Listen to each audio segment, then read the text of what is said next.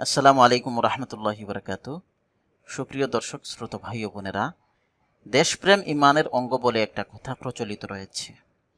অনেকে এটাকে হাদিস মনে করে থাকেন, অনেকে এটাকে হাদিস হিসেবে বর্ণনা করে থাকেন। আজকে আমরা দেখব যে হাদিস হিসেবে এটা কতটুকু সঠিক, আর দেশপ্রেমকে ইসলাম কিভাবে মূল্যায়ন করে। প্রথমে আমরা দেখব যে হাদিস হিসেবে এটা কতটুকু সঠিক।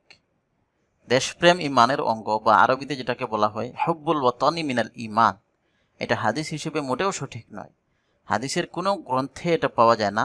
মুহাদ্দিসগণ এটার ব্যাপারে মন্তব্য করেন যে লা আসলা লাহু, এটার কোনো ভিত্তি নেই, এটার কোনো সনদ নেই। সুতরাং রাসূলুল্লাহ সাল্লাল্লাহু আলাইহি ইসলামের বাণী হিসেবে বা হাদিস হিসেবে এটা মনে করার বা এটাকে বর্ণনা করার কোনো সুযোগ নেই। তারপরে আমরা দেখি যে দেশপ্রেমকে ইসলাম কিভাবে মূল্যায়ন করে। দেশপ্রেম মানুষের সহজাত বা স্বাভাবিক একটি বিষয়।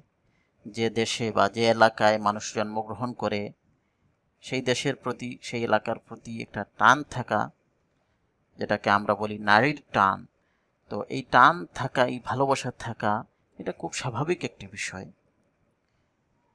সুতরাং মানুষের এই সহজাত বা স্বাভাবিক বিষয়কে ইসলাম নিষেধ করে না, বরং দেশের প্রতি, দেশের মানুষজনের প্রতি ভালোবাসা থাকা, কল্যাণ কামনা করা, এটা ভালো একটি ব্যাপার। এটা মানুষের স্বাভাবিক এবং সহজাত একটি বিষয়।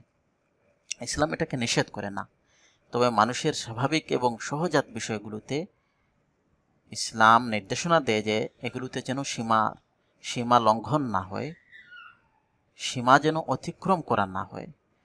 তো এই জন্য ইসলাম যে নির্দেশনাগুলো দিয়েছে, সেই নির্দেশনাগুলোর আলোকে দেশপ্রেমের ক্ষেত্রে আমরা অবশ্যই দুইটা বিষয় খেয়াল রাখব।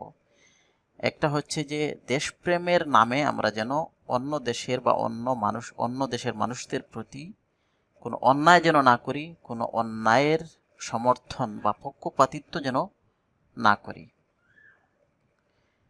কারণ সূরা মাইদায় আল্লাহ সুবহানাহু ওয়া তাআলা পরিষ্কার ভাষায় বলেছেন, ইয়া আইয়ুহাল্লাযীনা আমানু কুনু কাওয়ামিনা লিল্লাহি শুহাদাআ বিল কিসত।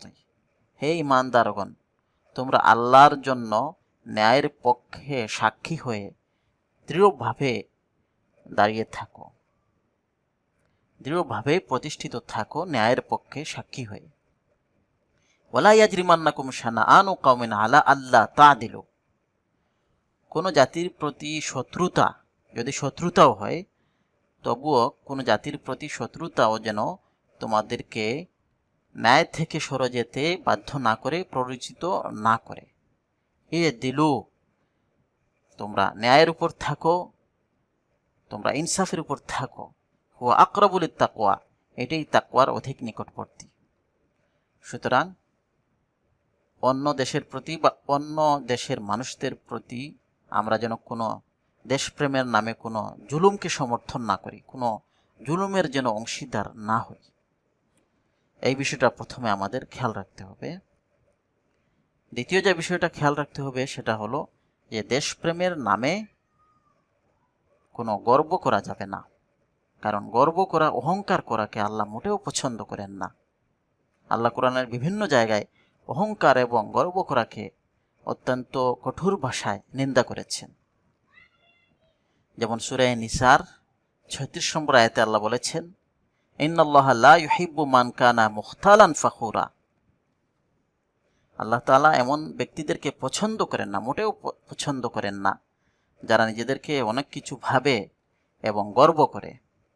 সুতরাং দেশপ্রেমের নামে দেশের কোনো কিছু নিয়ে বা আমাদের এই আছে সেই আছে এগুলো নিয়ে গর্ব করার, অহংকার করার কোনো সুযোগ নেই। আমরা যদি আমাদের দেশের মধ্যে ভালো কিছু থাকে, সেজন্য আল্লাহর প্রতি আমরা কৃতজ্ঞতা জানাবো, আমরা শুকরিয়া জানাবো। এখানে গর্ব করার, অহংকার করার কোনো সুযোগ নেই। এই দুইটা বিষয় আমাদের অবশ্যই খেয়াল রাখতে হবে। একটা হলো যে সর্বদা আমরা ইনসাফের উপর, ন্যায়ের উপর থাকতে হবে, কোনো অন্যায় বা কোনো জুলুমের আমরা অংশীদার হব না, কোনো জুলুমকে সমর্থন বা পক্ষপাতিত্ব করব না। দ্বিতীয় হলো দেশপ্রেমের নামে কখনোই কোনো কিছু নিয়ে গর্ব করার, অহংকার করার কোনো সুযোগ নেই। বরং আমরা যদি ভালো কিছু থাকে সেজন্য আমরা কৃতজ্ঞতা জানাবো, আল্লাহর প্রতি শুকরিয়া জানাবো। আল্লাহ সুবহানাহু ওয়া তাআলা আমাদের সবাইকে সঠিকভাবে দিন বুঝার তৌফিক দান করুন। ও আখিরু দাওয়ানা আনিল হামদুলিল্লাহি রাব্বিল আলামিন।